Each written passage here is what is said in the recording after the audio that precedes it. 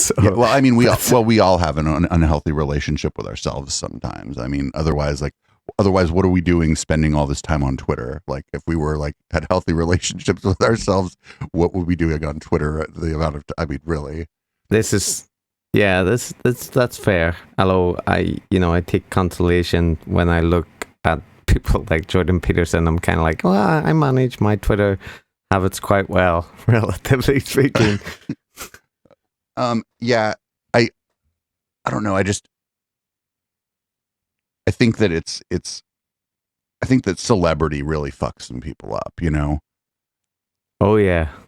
I mean, like, I couldn't imagine, like, if I had that kind of following, what it would do to my ego, you know? Like, Yeah, although, Matt and I have talked about, and with other people as well, about whether it, you know, whether the ingredients, of course, like, becoming famous and stuff, like, has a big impact. But a lot of those people, like, and in particular, like Brett and Jordan, seems like they were waiting their whole life for everyone else to discover how incredible and insightful they were. So, like, I kind of feel like they've been definitely broken by the attention, but it wasn't an accident that they, stepped out into the limelight and ended up like on Tucker Carlson or,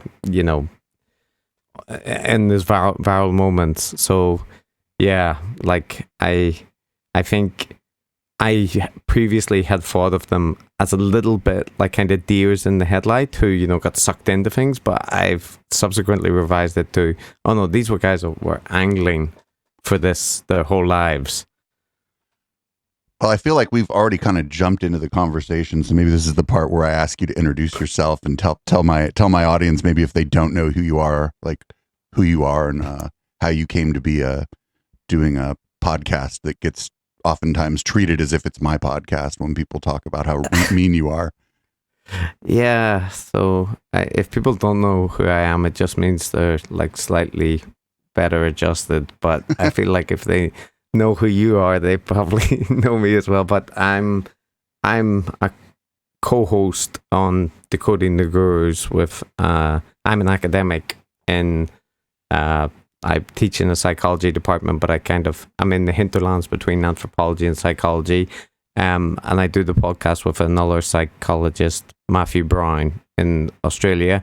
And we look at the cast of characters, maybe mostly around the IDW kind of space, but we try to cast the net further afield. And like at the minute, we're doing a season around kind of tech gurus, and what we do is probably similar to what I've seen on the intellectual dollar tree in a way. Like we play clips from the content and then comment on it, and we try to like critically analyze what they're doing and look at the the rhetoric they use. But we don't just cover people that we dislike or that we find annoying. They do take up the lion's share, but we've like covered Carl Sagan and Anthony DeMello, ContraPoints we like, Rutger Bregman and stuff. So we do try to kind of basically include anybody that might be counted as like a modern day guru, for better or worse. And yeah, we've been doing it for about a year now, and are still enjoying it despite the scheduling conflicts that I was just complaining about. But yeah, so that's mostly what we do. And I'm originally from Northern Ireland, which is why I sound like this. But I now live in Japan, which probably hasn't had that much influence on my accent, except I speak slower. I did want to kind of ask what that's been like for you. I don't think I've heard you talk about that much, like on your podcast or interviews. I've heard, like, how did it come to be that you are in Japan? Yeah, so my wife is Japanese, so that plays a part, but that's not actually why I'm here. My research during my PhD ended up being about ritual psychology, and I was interested in Japan and the kind of ritual and religious environment here, because it's this kind of interesting place where there's lots of rituals and there's kind of relatively vibrant religious system alone, but not a very strong commitment to particular beliefs or even to given denominations. So if you're interested in ritual psychology, it's a pretty good place to come to look for people doing rituals without having very strongly attached beliefs. And that's a slightly unusual combination, but maybe a lot more common in East Asia. So I came over to Japan as part of my PhD research, and then was supposed to stay for just a while, but continued doing the research, getting extensions to funding, and getting kind of more settled in Japan. And now I've been here 8 years, I guess. So pretty settled here now. And and after I finished my PhD, I ended up getting a position at a Japanese university. So I've got like a dual position I'm a researcher at Oxford, and I teach in a Japanese university in Tokyo. That's a wild story. That's cool. Like, most people don't ever like live even 50 miles away from where they grew up. So that's definitely yeah. So I think when up till like I was 18, I basically hadn't spent much time anywhere outside of Northern Ireland except on holiday. So I was quite eager at 18 to like go somewhere else, and I ended up in London for university, and then eventually in Oxford to do the PhD. But as soon as there was an opportunity to go further afield, and I always had an interest in Japan. I studied Japanese a bit at university. So yeah, it was like a personal interest, but also research motivated. Well, that's pretty cool. How's your Japanese? It's okay. It's getting better because I've recently like living in Japan. Of course, you've got like lots of opportunity, every day to hear Japanese, but like my daily routine is like very like regimented around work, taking kids to things, and getting stuff ready for the next day and so on. So like there's not a ton of time in that for deep conversation with people. It's just like at the convenience or at the supermarket or that kind of thing. But I didn't have time for like attending classes because I've got 2 young kids. But I've recently discovered these apps where you can schedule like online conversations and just like 30 minutes whenever you have the time. So for the past I guess a month now, I've just been using that to get like daily conversation practice. It's just so nice. I get to have my Japanese was okay, but the problem was not getting lots of like conversation practice. So I've now seemingly found a way to do that, and it's yeah. But that's not interesting for anyone but me. But my Japanese is fine for like living in Japan and getting around. But I'm happy that I have found this way to have random conversations. I wonder what people in Japan think of a Northern Irish accent on the Japanese language, because I just imagine that your accent plays out like in your speaking of Japanese, and I just wonder what people in Japan think of that. It probably does, but I don't think they can hear it that clearly. Like I think to Japanese people, I probably sound like generic English accented Japanese person, or Japanese speaker. So Yeah.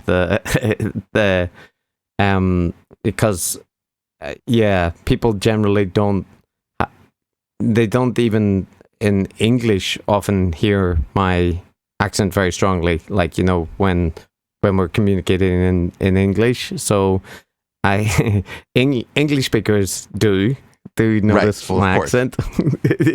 yeah, but I can't judge. So it is possible that the Northern Irish pronunciation is like sneaking in. But Japanese, the way the language is structured, it's kind of, it's not so bad for the Northern Irish thing, because the way like the consonants and the vowels are combined, it's kind of compatible. So maybe that helps a little bit. So yeah, that was just stuff I was curious about, like on a personal level. Maybe we can kind of get into the reason I'm talking to you. Yeah, sorry. No. That was no. I'm the one conducting the interview. If we're off track, it's clearly my fault. But I wanted to ask, like, I've heard you say in the past that you are yourself heterodox or interested in heterodoxy, and what does that mean to you?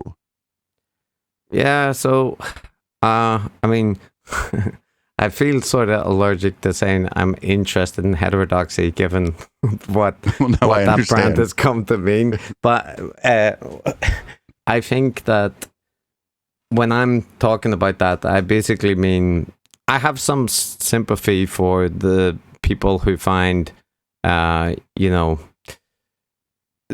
like all of the daily or weekly woke outrage kind of porn that the IDW and Dave Rubin types go gaga over.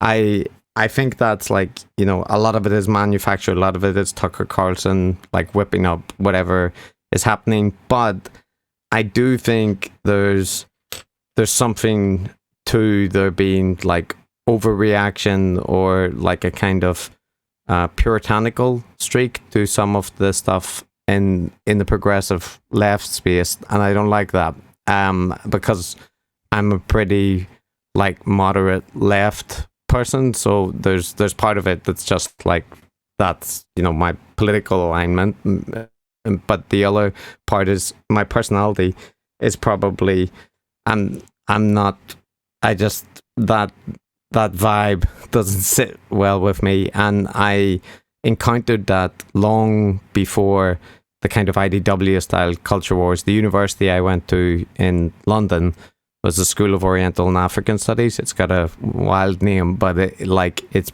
the most left wing university in the UK. Like Jeremy Corbyn went there to give his first speech on the steps outside of it. So it's that kind of place. And I was studying anthropology there, right, which is a quite left-leaning topic in academia. And there was already a lot of people in my field, in my class, who took, quite strong stances on cultural relativism and that kind of thing. And I find myself like not in alignment with them. So I actually left social anthropology to go into cognitive anthropology, because I wanted like more quantitative and like more rigorous approaches to thing. And I'm relatively critical of some of the postmodern approaches in scholarship and academia. So in that respect, I have like, I think I'd be close to, like the original SoCal hoax, that kind of criticism of like fashionable nonsense, but not the James Lindsey variety. So, somewhere in there. Well, I mean, when the James Lindsey thing came out, I actually put something on our blog, which I now call the Defamation Times. But I mean, I looked at it, and it was, what happened with the James Lindsey thing is they ended up, they tried to put it in some reputable publication. They got rejected, and they ended up putting it in a pay-to-play publication. And funny enough, they never paid to play. They never paid the $600. And this is the penis one, right? Yeah, the conceptual penis. And Yeah, that was bad, and it was bad. My point with that is like was like, you could write something jargony even for like, I'm, my one of the things I know a lot about is audio production. So you could write like a fake audio production thing that's real jargony that you could get past some editor somewhere at a pay-to-play journal, if there was such a journal, right? Because they just wouldn't understand the jargon and they just want your $800 or whatever it is. And that's sort of what they did with that. They didn't really hoax like, a reputable journal.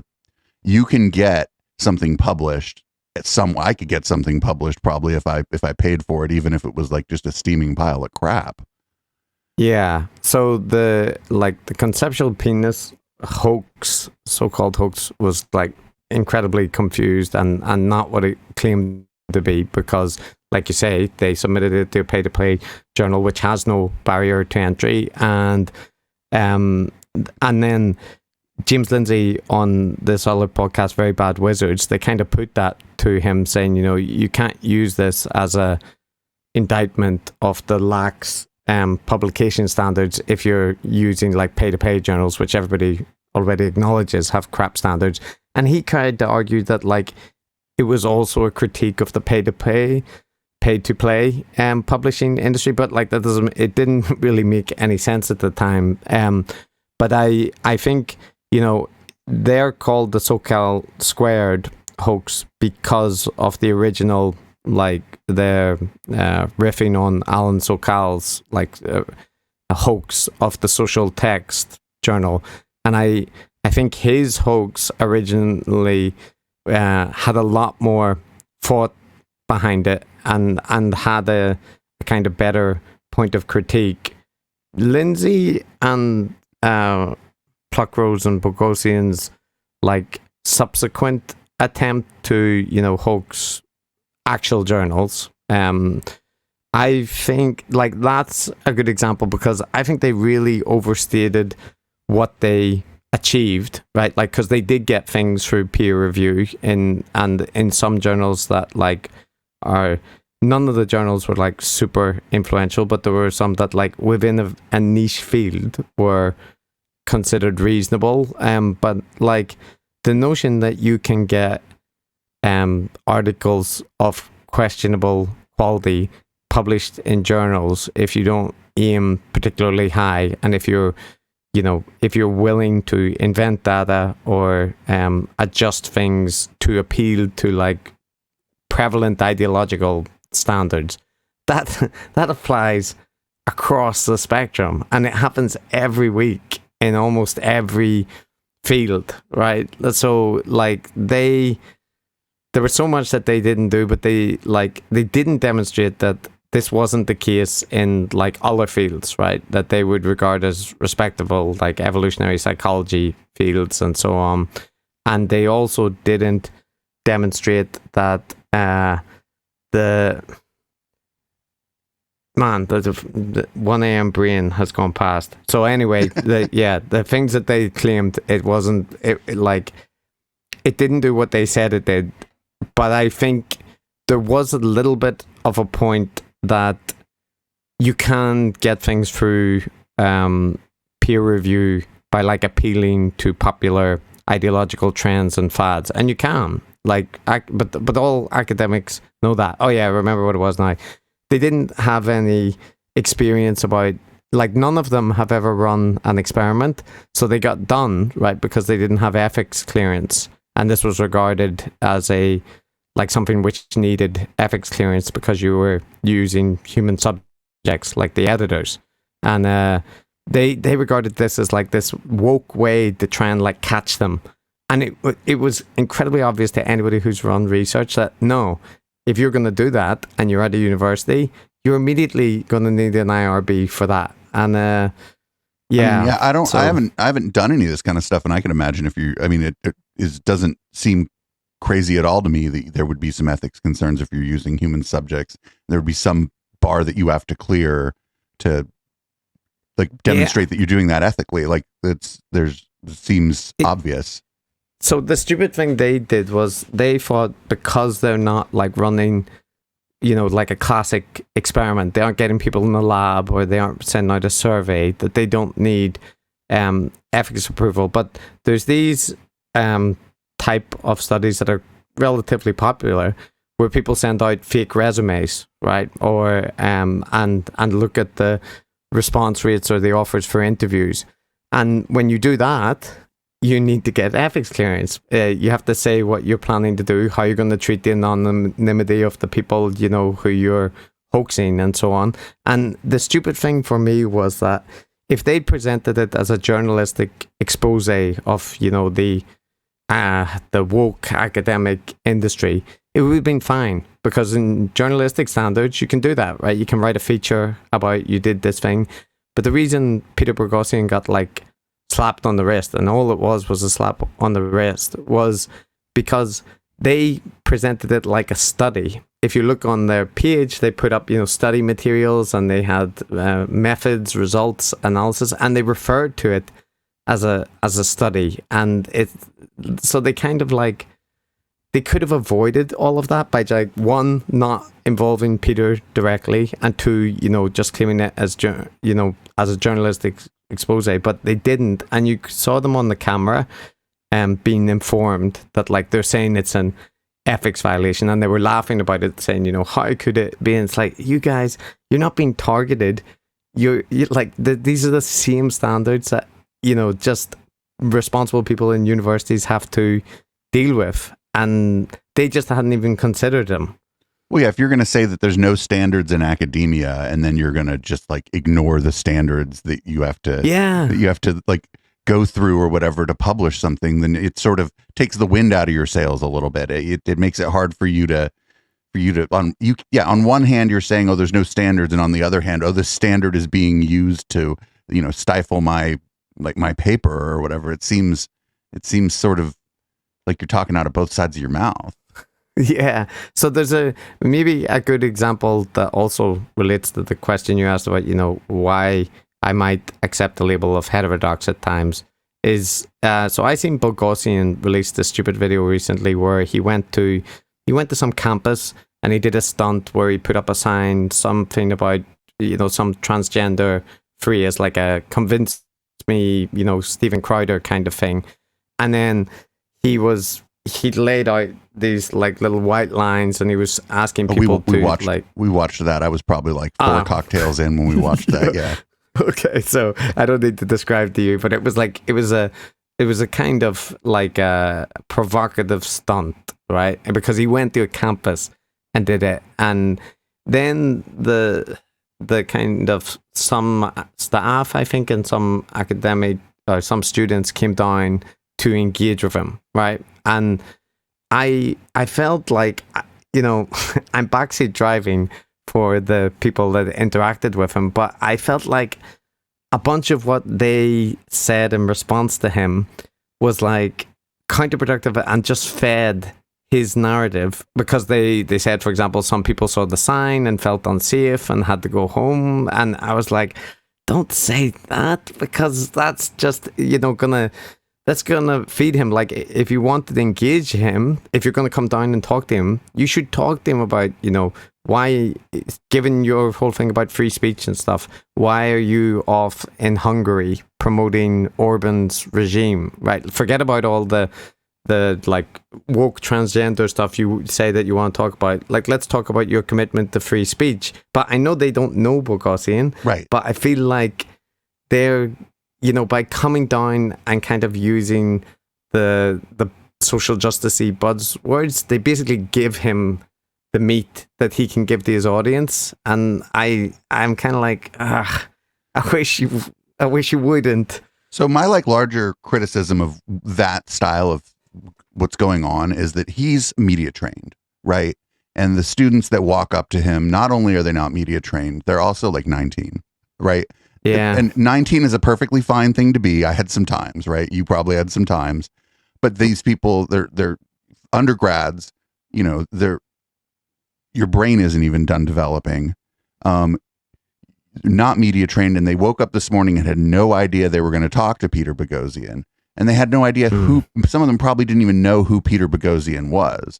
And I just feel like if somebody, you know, who wants to claim to be like a public intellectual or whatever, wants to have discussions with people they disagree with, They should maybe choose people who have finished college, have media training, and know that they're going to have the discussion ahead of time so that they can prepare a little bit versus the Steven Crowder, like ambush a teenager. Tactic.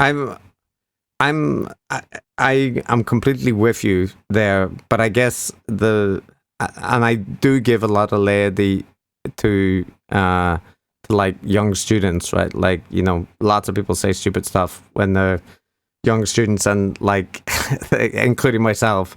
But the I think that I do still find some of the like kind of tropes that are trotted out, which are caricatured on the right.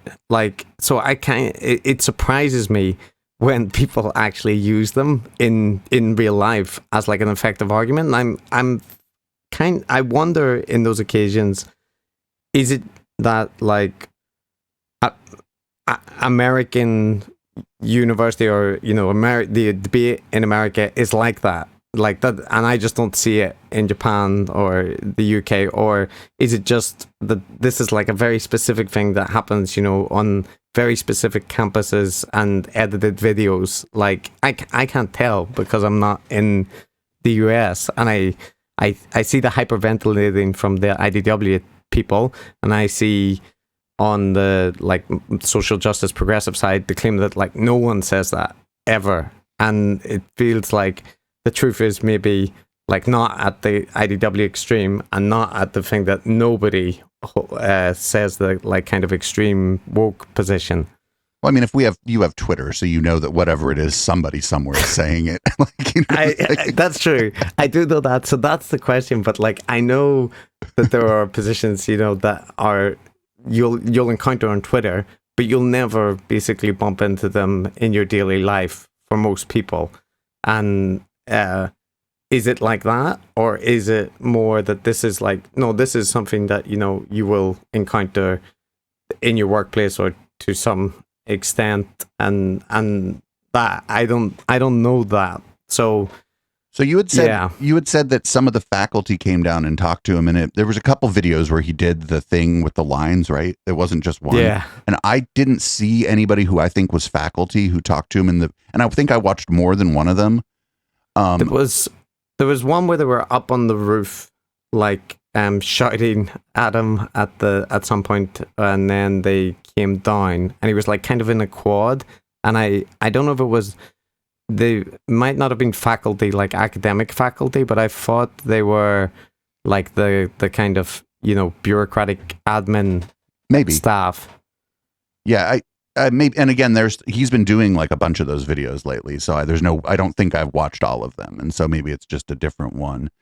You're missing out. This is, you know, it's such a fantastic genre. I didn't know. I mean, I genuinely, I think I hate Peter Boghossian. Like, I just find him a despicable person. But like that, you know, you must have the same reaction when you see people interact with like conspiracy theorists sometimes, right? And they give them what they need, and you're like, don't do that. Don't, you know. I mean, and I kind of have the same reaction. Some of the stuff the students were saying, where I was like, oh, you know, I probably said it like during the stream. You know, I don't put everything that I do out. Where, you know, we're up late, we're kind of having fun. I'm there for the chat, and it's like a different, it's like a different environment. Like, I definitely like rein it in for the podcast, for the IDT podcast. I'm like oftentimes like begging my chat to stop saying stupid shit, like, because it goes up on my screen. Like, because the after show and like the other shows are a little more like way looser. But so, you know, I didn't put that out, but I certainly understand that those students to some extent were feeding into some of the tropes. But I just think about, like, you know, myself when I was 19 or 20, and like how I kind of viewed politics and like how I thought about the world. And I just, my analysis of the world just wasn't like fully formed. And I definitely thought in a lot of tropes and a lot of like oversimplifications, and, you know, I hadn't been out in the world. Like, I just remember when I was 19, like there was still like massive discrimination against gay people in this country. So I was like way more focused on that as like a gay man. And so I just feel like, you know, it's the world is like a different place for a 19-year-old than it is for a 55 or 60. I don't know how old that guy is. And I just think that like it boggles my mind that this is like sort of what kind of substitutes for debate for some people. No, like that whole space has this like, you know, platonic ideal about like the purity of debate, right? And the this like kind of view that the people are too afraid to engage in the free exchange of ideas and the forthright, you know, debate and all this. But like a lot of what they do, when you look, especially at the people who use that rhetoric a lot, is like, you know, they just sit and have indulgent conversations with people who are very nice to them, and they avoid confrontational interviews with people who are like on their level with the you know, James Lindsey never did that. He did like 2 or 3 harsh interviews in his entire time, and then he, you know, he ran away from all the other ones, but they present themselves as these brave like truth tellers or, you know, philosophical people. And Peter Boghossian and like James Lindsey and all that, I feel like, you know, Lindsey is mask off now. He's a complete like partisan MAGA conspiracy theorist. I would go a little bit further and just say that his bigotry is just like on full display for everyone to see. I think that sometimes some of the people in our space are reluctant to just call that what it is. I think it's bigotry, and I think that's maybe something that you know, I would ask maybe that some people, I would ask that some, especially like straight white guys in our space, like do a better job of, is instead of like referring to Lindsey as a partisan, like a right-wing partisan, to like be this guy. He clearly does not like queer people. He clearly thinks black people are inferior. Like these kinds of things are like really harmful to our society. And I think a lot of times, and I think, you know, I think you and Matt not being in America aren't seeing, you know, this isn't playing out in your country. Our culture war spills out over onto your shit. Mm-hmm. Don't get me wrong. Like the culture war online is the American culture war, no matter where you live. And that's unfortunate because our shit is all fucked up right now. And I'm sorry to have exported that to both to Japan and Australia for you and Matt. But I do think sometimes that, you know, and I think that I think when you spoke with Ina, she kind of touched on this too. I think that sometimes some of the straight white like academic types are sort of reluctant to call some of this stuff what it is. With Lindsey, I don't. No, you call him Egypt all the time too. I like that. Yeah, like Lindsey, I think like I say, he's pretty mask off, and like, you know, to me, partisan right wing in the American context now is like openly bigoted. And, you know, like even if you took it at like just the level of like political strategy, the political strategy of the Republican Party is to suppress the vote of minority groups, right? And all this vaunted thing about the big shift, you know, towards Trump amongst the like Latino community and so on. Like, it's still, when you look at the actual relative numbers, like the Democrats are still much more popular amongst like minority groups, and the changes, like pollsters and or, you know, political strategists and stuff, they're talking about like the relative change, but the numbers are still like hugely in their favor. But in any case, I know that's not what you're highlighting. So in regards to the American culture war, like, I think, like you say, it just consumes everything online. And I think Matt and I have a bit of a resistance to, and other people online as well, not necessarily to the complaint that, like, well, you are middle-aged, like, white guys, because, like, we are. Well, I mean, I'm a middle-aged white guy too. It just so happens that I'm gay. It's not like we don't share some of the same buckets. You know what I'm saying? Yeah, this is true. But like, I'm completely open to that criticism, but I think one part that we would push back on, and I would push back on, is that like I feel sometimes that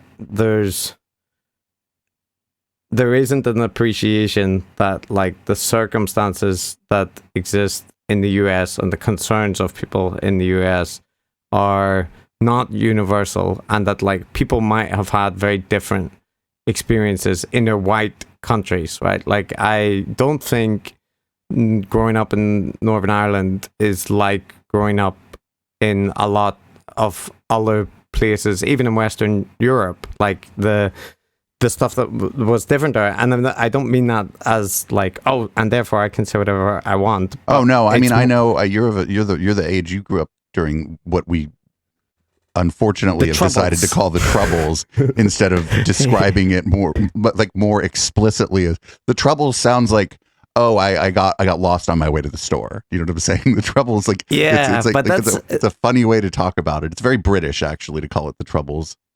It is, or but I think that's an Northern Irish thing as well. Is like, that's the word that we use in Northern Ireland, and there's a very prevalent dark humor around the Troubles, and there always was, like during the Troubles as well.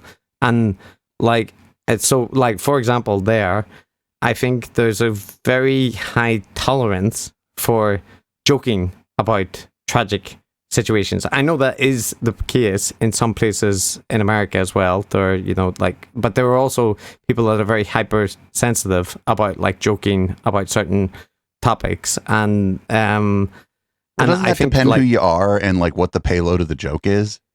It does, but I think that can be a cultural difference as well. Like there's sensitivities, but there's also like broad cultural differences and in tolerance to like things to joke about, and I guess that in some occasions, and this feels a little bit unfair, but when Americans are like kind of talking, it sometimes feels like talking down to you about, you just haven't fought these things about like the social justice issues enough, and and kind of discussing it. And from my point of view, the American country has like guns everywhere, right? And we have all of them, actually. Yeah. Nobody else is even allowed to have them. Almost all of the other, like, Western democracies or whatever had this thing where somebody gets shot in the school, and there's legislation passed and guns were removed. Happened in the UK, happened in Australia, and so it sometimes feels like, look, we have social welfare systems. We have, like not perfect, but like when I grew up in Northern Ireland as well, we have the NHS, right? So like my conception of medicine was like medicine is free for everyone. And I know that as I've traveled around the world or whatever, I know that's not the case everywhere, but it means that like there is a certain like grading about when people are, like lecturing you about how to be a better, a more responsible person, when your country or the places that you grew up, we have socialized healthcare. We have, like, we don't allow guns. And I'm not saying that all Americans are to blame for that, because I know that lots of Americans don't want guns and they want socialized healthcare. Yeah, and that's why some of us are so fucking mad all the time, honestly, is because we see like what our European, Australian, and even Japanese like counterparts, like what their societies are like, and it's like, well, it's not like you don't have freedom in these places. People have, possibly more freedom in these places, and they also don't have massacres, and like it's also not going to bankrupt you if you have a medical emergency. And so like I do think that like that's a lot of American leftists are mad because like we want those things, and we feel like, as just human beings on the planet, we're entitled to healthcare. Yeah. Yeah, exactly. And so I guess like part of the frustration from like someone like my perspective is like the what the the country that I come from, or the like kind of background, is that, you know, if I'm a center left person in an American context, I'm actually like, you know, pretty far left, because I'm not afraid of the word socialist, like, and I'm not afraid of like socialized healthcare or any of those things. These are all like common sense assumptions for me. But that means that like when American progressives, for example, kind of, you know, I don't mind when people, like, if they want to like criticize you for being right wing or whatever, you know, it's fine. Everybody has their own political compass. So for some people, maybe they can like categorize you there. But it does feel like, you know, in the UK, the like politics are, even though the Conservatives and so on are terrible and are what they are, that like saying, well, you're not like really properly left unless you're on board with like the progressive wing of the Democratic Party. And it's like, like there's lots of other left-wing political parties throughout the world, and you can be left-wing without adhering to like all of the things that are tied in with the American progressive left. That's like my frustration. So I know I'm harping on that, but that's okay. This is like where we kind of have kind of clashed a little bit, and it's fine.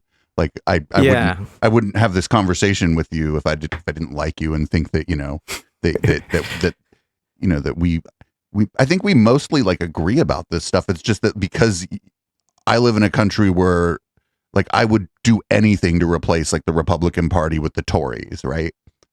Yeah, which is people talk a lot of shit on Boris Johnson. Too. Yeah, people talk a lot of shit on Boris Johnson, but we have Marjorie Taylor Greene, all right? Like, yeah, like we have like completely batshit people in the government here, and so like I just, you know, I think that's why like sometimes, you know, I think like like just people on the American left, especially like queer people and people of color, like we might seem pissed off to people from outside of the country, and we might sometimes even seem like we're unreasonably pissed off, but like the you know, we exist in the circumstances we exist in, and some of us are just kind of sick of it, and like it's hard to, I think it's hard to like talk about some of this stuff without getting angry, you know? Yeah, I think the frustration, like from my perspective, would be not so much towards like the black community or the queer community, but like the progressive white community, like highly college educated. And I know that the IDW harp on that as well, right? But I think there is a real sector of that, which is, you know, like in the commentary on Twitter, and it is like kind of. You mean to tell me that some people in my tribe are annoying? Is that what you're saying? It's possibly, but you know, I know that the moderate left people are equally as annoying, or it's just that some people are some people are annoying, I think, and it kind of runs the gamut. I don't think that there's any sort of political tribe without its incredibly annoying people. That would be amazing if we could create such a thing, but everybody's annoyed by somebody, you know. I guess, like, you know, look, I'm an academic elite, right? Like I didn't know that about you until I actually took a closer look. You are actually an academic elite. I'm not like, I'm not saying that in a boastful way, but a shameful way. But like, I mean, like, I can't deny being a part of that group, because I've been in academia for too long for it to escape me. But I do know, as a result of that, like, I mean, because of my background, like Irish Catholic in Northern Ireland, I think I told my parents when I was like 15 or whatever, the one thing I'll never do is like live in England, and then I went to university there, then I went to Oxford, right, eventually. That is the most England thing you could do, actually. It is, and Oxford's a very weird place. Like, if you go there, it's like when you start the university year, there's a thing called a matriculation, where you dress up, you know, in the fancy gown and bow tie and whatnot to start the year. Post pictures of that on your Twitter. I think people would love that. Well, so the thing is, when back in the era when this was, Facebook was the dominant thing, and of course people took pictures and stuff when we were there. And my family, because just because we're not familiar with that, we're like, "Oh, Christopher graduated already! Congratulations!" I was like, "No, they just made me I just got wear here, this." Yeah, and like I remember at that event at the college, I heard someone like in my college, because the Oxford system is really weird. It's got like all these like individualized little colleges, like separate, like there's a university, but it's actually all these individual colleges that people join. And in any case, like when they were doing that ceremony, I had a guy, like a very upper class English guy, in front of me, bemoaning the fact that people had, like the bow ties that you clip on, like, and I had one, right? And he was talking about the kind of lost art of, tying a bow tie, and I remember feeling like, what the fuck am I doing here? Like, and so that is some incredibly posh shit right there. Honestly, it is, and like that exists in Oxford, and I'm giving that anecdote to say that like I had a very negative reaction. It actually took me quite a while to accommodate to like the anti-elite thing, which I had from my upbringing. Right, I just didn't like it. I didn't like the pomp and circumstance, and I didn't like upper class English people. And then I. But from being in those environments and like around academics and stuff, there is elitism in academia, and there is like a kind of righteous, like tied to people stating progressive, like liberal values, but what they do interpersonally, or what their actual life is like, is extremely elitist and like kind of hypocritical for them to lecture people about how you should be, like so that part, I get why that grates on people, because it grated on me in that environment. I'm still part of those environments, so like I think that thing about people getting annoyed with academics looking down on people, it exists for a reason, because it is a thing that happens in academia. And like I'm basically saying that academics are not blameless for some of the things that they get criticized for about being elitist. And I see it on Twitter with a bunch of academics. But on the other hand, Jeffrey Miller and Sam Harris and so on, like these are also real people. And the notion that is the much more important thing, like elitist liberal professors versus Trump being the president, Stephen Miller organizing the immigration, like there being no social health care in America, that also seems to be widely out of step. So like I think I'm just kind of annoyed with everything. That's like kind of the state I'm in. Well, that's I think that's sort of where we agree, is that we're basically annoyed with everything. And not for nothing, Sam Harris, it's not like he's not elite. You know what I'm saying? No, he's Golden Girls money, right? And not just that. I mean, if if that was all of a sudden taken away from him, it's not like he's like all alms for the poor on Santa Monica Boulevard or whatever, He's pulling in a lot of money from subscriptions, and he does his own style of elitism where he'll just kind of accuse people who he doesn't like of bad faith and then sort of try to shut them out of the conversation. Yeah. Though he does it less. I was shocked that he talked to you. I wasn't shocked that he talked to Ezra Klein, because I thought he was going to absolutely demolish Ezra Klein. I think he thought Ezra was stupid, honestly. Yeah. Like he thought he was like a woke ideologue. Right, and it turned out that Ezra just kind of knows his shit and did like a very good job with Sam. Yeah. But he's better than the other ones, like, but still he'll, they're all like deathly afraid of Sam Cedar for some reason. Like none of them will talk to Sam Cedar. And they have this impression of him that he's one thing, but then you go listen to his podcast, and every day he's like interviewing an academic, a historian, a journalist. He's like a serious person. He just also happens to be funny, and I think that's their kryptonite. Is they're like, oh, this guy's funny. I do not want to talk to anybody funny. There's like a epidemic of people taking themselves too seriously. And like, I listen to, the Intellectual Dollar Tree, and I think you guys do a good job of pointing out when people are like doing that. So it's like, I think Matt and I try to do it too, like that, puncturing the kind of air of self-importance is it, like, it can't be done enough in the current environment, like, because everybody's taking themselves deadly seriously. And I think a lot of the times, what they're talking about is like, even if they were right, it's a very minor topic. Like Jordan Peterson, just every day, he's self-banned himself, Twitter. So that's good. He quit Twitter and then he like an order of magnitude more unhinged after he quit. Yeah, but what he's raging about, right? It's like, it's just whatever Justin Trudeau had for lunch that day, or just like every story from Ben Shapiro or Mike Cernovich or whatever, he's leaping on it. And Sam, I was surprised that Sam talked to us as well, although that was a lot to do with Dave Pizarro recommending us, and Sam respects Dave from the Very Bad Wizards. But they have a good show.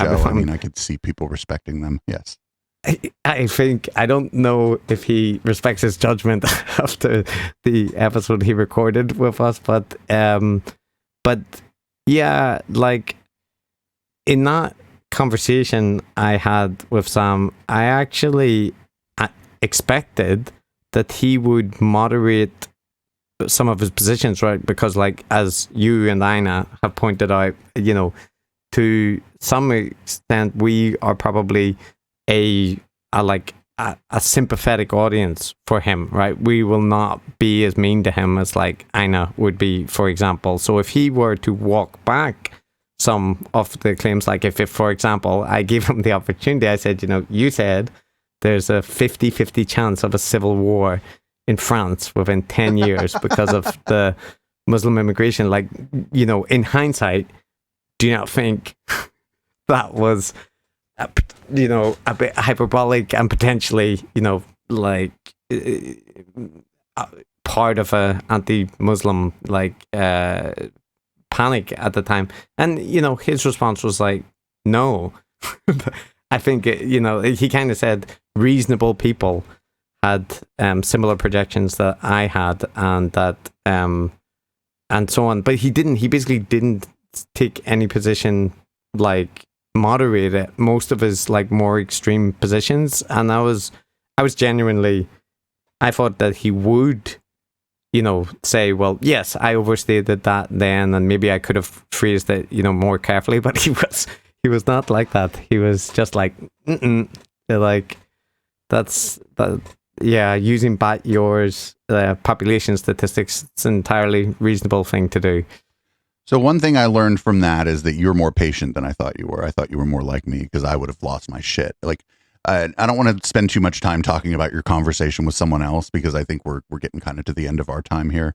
Mostly because I don't like to do these 3-hour-long conversations, and I know you'd like to get to bed because it's late where you're at.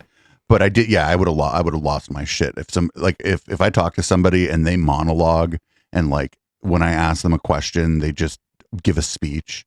I just lose my patience with them, and I will start talking shit. I don't care who it is. If somebody tries to do that, like, especially because they've come onto my show, I feel like it's, like, disrespectful of my time and my relatively small but real audience. And I was surprised with your patience with that. But I know that you also you didn't want to, blow the conversation. So, and I would have been perfectly happy to blow that conversation. Well, it was, so there's two things. There's one, I owe you an apology because I've probably done that. I'm a very long-winded person. No, but I mean, I'm not asking, you haven't done that when I've told you the things, like, on the few things where I've said, well, here's where I disagree with you. You haven't done that at all. When I asked you to tell me about yourself, you were long-winded, but that's fine. What I'm saying? There's a difference there. Yeah. So, but I still apologize. I have, I've got the academic disease. It's just waffling. This is why the sense makers like me. But the like with Sam, I didn't mind having like confrontational. I actually had a whole bunch of like a list of questions and stuff prepared, and I'd listened to a whole thing. I'd listened to Ina's conversations and stuff in preparation. I'd listened to a whole bunch of things and made notes, and then Sam did what you said, which is like he kind of filibustered often with points that I wasn't making, and that time was probably the first time where we had that experience, right? Of like, we invited someone and they didn't really engage in the turn taking, and they kind of cut you off in the middle of questions. And it was slightly eye opening, because it was like we had invited Sam, and then we knew we were going to have like a contentious discussion for the second half of it. But we hadn't factored into that like, okay, so the dynamic is that we're hosting him, but I'm kind of debating him. But as a host, you know, you should kind of let the guest speak, and in the debate, you could be like, no, excuse me, right? Like, so when Ezra Klein was talking to Sam, he sometimes just said, no, look, you've talked for 5 minutes, now it's my turn, right? And I had a similar sensation to that, but I was kind of like, and at the end, you can hear me getting, you know, more frustrated and cutting in more often than that. But it was because of that weird, like, and in hosting. the moment, like you said, you had not, in the context of your podcast, had a contentious conversation like that with somebody. The first time that ever happened to me was this guy named Jim Lee, who pretends to be an atmospheric scientist because he believes in chemtrails, and I wasn't prepared for it either. I had seen his shows and like kind of knew like what he was going to say, but I wasn't really ready for the way he was going to approach the conversation. And I was like, it was like a time that I wasn't used to having conversations. It wasn't like this early for me, but it was, you know, a time I wasn't used to having conversations. I had been out smoking weed with my friends beforehand, and I just wasn't like, I wasn't ready for it. And I did okay, but he certainly was able to come out of it saying that, oh, look, this guy didn't know what he was talking about, and like that kind of stuff. And it, you know, it's hard when you do that with somebody who's really good at just kind of talking over people and talking forever. So before we get out of here, I want to, and we're not even going to talk. Well, I'm trying to decide. There's two things I want to ask you. Do you think Brett's 15 minutes of fame are about up? The answer is I would like to say yes, but I think he's digging into the proper anti-vax community and conspiracy communities, not like, you know, playing on the fringes. Like, he's going right in, and I think if he does that correctly, then he can be like a permanent fixture, like, you know, correctly, like if he establishes himself like David Icke. So, because the one thing that he's very good of, him and Heller, and I would give them, you know, complete credit for this, they're very good at sounding like they're legitimate, careful people, right? Like, if you break down what they're saying, it's obvious they're egomaniacal idiots, but like the tone and the way it sounds like reasonable, careful, scientific. And there are very few people in the conspiracy space who do that as well as he does. So I had a guy named Alex from the Q Origins Project on, and I kind of brought that up, and he called that academic window dressing. Yeah. Matt and I have called it like academic cosplay. Yeah. Like, it's exactly that. And they're top tier at it from my perspective, right? Like, as an academic, I think when I'm listening to them, sometimes they're like, well, they sound reasonable. Yeah, I don't know if you were able to check it out last night for the Intellectual Dollar Tree, which I have to put out later today. I hate that part of doing this, the part where you have to actually put the podcast out. I like the streaming part. I like the interaction with the community part. But he talked to Constantine from Trigonometry recently. No, I was stunned. I thought that they were going to go in there in glad hand, but I think like Constantine like broke up with him. Like, I think he like kind of jettisoned him. I think that he kind of was like, I don't want to be your friend anymore, was the vibe I got from it. I listened to the start of that, and I heard Constantine offering like an unusual level of pushback for the IDW set, but he was still, I mean, like, Constantine is still an IDW guy through and through. So he's just like, he's not willing to like agree with Brett's madness so much, but he's like, when I heard him talking about the ivermectin stuff, he just would go so far as to say, I can't judge the evidence, so I won't take a position on that. But he wasn't saying like, Brett, you're being like an insane fool. Or like, right. Well, he's not going to do that, right? Because it's just maybe, that's not what they do there. But I was stunned. I thought it was going to be glad handy, and he kept it. I felt like kind of bad for Constantine by the end of it. If you listen to the whole thing, because he just kept saying to Brett, he's like, "These are things I'm not an expert in. I don't want to be a player in this public health stuff anymore." I did see that, and I was kind of like, I was glad for that. Like, I think the trigonometry guys, there's a ton to criticize. My chat calls the other guy non-Oliver. Yeah, I can kind of see that. But yeah, I credit to Constantine. When I did hear that, I was like, that's amazing, because I never hear that in that space. Someone saying like, except for Eric Weinstein, and in that case, he just wants to like not directly take a position, right? Like, he's just always constantly trying to play the angles to say both things simultaneously. But yeah, so that's but I sadly don't think Brett is going anywhere. I think his moment of like mainstream credibility is shrinking, right? But he's digging into the like, the proper conspiracy community, and that's probably a better place for him. Right. Yeah, I think so. I think maybe you're right. And maybe the question was wrong. Yeah. But I think like a lot of his former IDW friends are sort of starting to jump ship on him. Yeah. But it was surprising that Constantine of all people it appeared to me that he was jumping ship on him. And I was like, that was surprising, very surprising. Cause I think that those people, there's a group of people I call the IDW kind of hangers on. It includes like Constantine and non-Oliver. I don't even know that guy's name. Also, what about Shermer? Do you think Shermer's a hanger-on?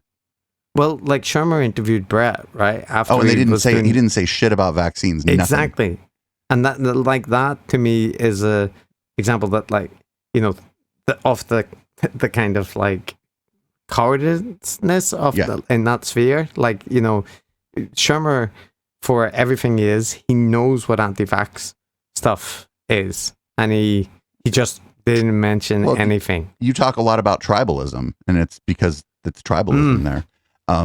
But so like because like RFK Jr. is of the out group to Michael Shermer, so he would be probably perfectly happy to go after RFK Jr. because he's been in this person's out group for a long time. But Brett's been in his in group, and that's so he isn't going to do it. And if tribalism is as much about knowing who the out group is as who your in group is. Yeah. So that's like my counter question to you is, and I'm interested what you think, Dave, is like so Shermer, like if Brett is on the out, right? Sam Harris has disowned them, various other people, even Constantine is like saying, I was actually really impressed with Constantine. I went into that, like, we've been making fun of those guys for such a long time, and I was blown away. I was like really impressed. He made a lot of sense. End of it. But then, so do you think now, for example, that Shermer wouldn't do that again? Like, is Constantine better than Shermer, or is it just the timing? Like that Shermer's going to cut him as well? I think at the beginning of that interview, you remember they had talked about Constantine having a kid. And I think they were talking about how that changes you. And I think that may be playing something into it, or Constantine would like to stop maybe engaging in this kind of stuff that endangers his income, because he has more responsibility now. I don't know. I'm not, I try not to read people's minds too much, but it seems like that might be playing in, because I'm not thinking that Constantine's going to start having like liberal people on to talk or whatever. Like, he's still going to do culture war, but I think it's going to be just straight up culture war from here on out for him. Yeah, not anti-vax stuff. And I don't know about Shermer. I used to actually kind of like Michael Shermer. He was this kind of weird libertarian guy who liked to ride his bike and like made fun of Deepak Chopra. But then like some stuff came out, and he handled it in a I'm running to the Gamergate people kind of way, which I thought was a very poor decision. But I don't know if Sherm. I mean, I think Shermer's on going to be on his way out as a public figure. I think he's made his money and he's kind of getting out. I'm seeing less and less of him, and he has less and less sort of skeptic cred as he talks to more and more fringe people and never questions them about their fringe beliefs. Like if you remember the incident where he spoke with Stefan Molyneux and had no idea that basically Stefan Molyneux was a fucking cult leader. Yeah. Or claimed to have no idea about these things after the fact, which I think there's no way you could there's no way you could. I don't know. I think a lot of those guys, like the same with Sam, like, you know, Sam still hasn't read the Christchurch shooter manifesto, right? But he's talked about it multiple times, and you would just think, you know, if you were going to be... It was so hard to get through that, but like, I read it. It was rough, like reading it. Yeah, but you know, it's like it's 90. That manifesto is 90 pages long, right? And like you get through it in an hour, and you don't need to read the whole thing. You get the gist, right? Spend 20 minutes, and you get the gist of what that's about. It's not hard, right? It's not subtle subtext. What he's about, and like that's the. I mean, I know, Dave, you want to wrap up, but that's like one of the things that I find annoying about this space is like, especially on that side, the IDW side, how often they talk about topics and how little research they put into the actual thing, right? You know, like if you want to talk about immigration and like you know, the Muslim immigration, stuff like that, then spend time to talk like to actual experts, not the culture war people, not, you know, Andrew Sullivan's new book. Like, go speak to people who cover like what the immigration restrictions are in the US, and like they are not these like lax things where they just let anyone in. It's the opposite. So yeah, right. It's highly restrictive. I think the problem is that you know, and I think we all do this to some extent. We all get kind of married to certain narratives about the world, and it's like hard to give them up. And I think that, you know, I think that if I'm married to narratives, you're married to narratives, everybody's married to certain narratives. And I think one of the good things, like there's a lot of negative things about like me, like live streaming and having people chatting and stuff. But like one of the positive things has been like where I get things wrong, people are just like they're just like, Dave. The chat's just full of my name. Right. And it's like a check. It's like a check on me. And I think that a lot of people in the space we're talking about, just those people, the top of the funnel sort of ejects the people that would be challenging the gurus. Why would you challenge the guru? Yeah, there's a, you know, another time we can talk about this, but like the whole parasocial dynamics, and like I've been paying a bit more attention to like Twitch and live streamers, nothing to do with the culture war, like mostly like just I'm interested kind of anthropologically on VTubers and this whole thing, right? But I hadn't considered the aspect that like you're talking about, because you know the chat box is just like as on a good night, never ending stream. Yeah, for like these super popular people at least. But what I mean is, I saw that as like a reinforcement bubble in a way, right? But like you're right that like depending on the audience you cultivate, that could also be a thing that calls you out, right? Right. Well, we've cultivated an audience of cynics, like a lot of Gen X. Like Twitch trends pretty hard, like young man, and we've got a lot of women in my age cohort in our community on Twitch, which is real surprising. Although, you know, that's a limited pool, but that just seems to, like, on Twitch it's a limited pool at least, and it seems to be like we've been able to appeal to like more women, more queer people, more people over 30. And we went there assuming we were going to be counter programming against like young kind of MRA types. That never happened. We ended up just attracting basically people in our own age cohort who are cynical like us. So that's cool. There's a million other things like, you know, we could talk about, but yeah, I think we've kind of gone a little longer than I like to go. I think like people get kind of tired of listening to long stuff. I'm not tired of talking to you, but that's a different story. No, I don't. You need to go to bed too. Before we get out of here, once again, like where can people find you, and where can people find your podcast? Decoding the Gurus is like just, you know, on podcasty things, and we have Twitter and that kind of thing, and me, that's like the place that people want to see me. Nobody cares about my academic work, so but that exists. It does exist, and so the podcast is Decoding the Gurus, where we have very indulgent conversations about gurus. So I'm sorry about that, Dave, but that's the nature of the beast. I'm going to blame it on like Irish people and the gift of the gab. That's the reason. It's my culture's fault.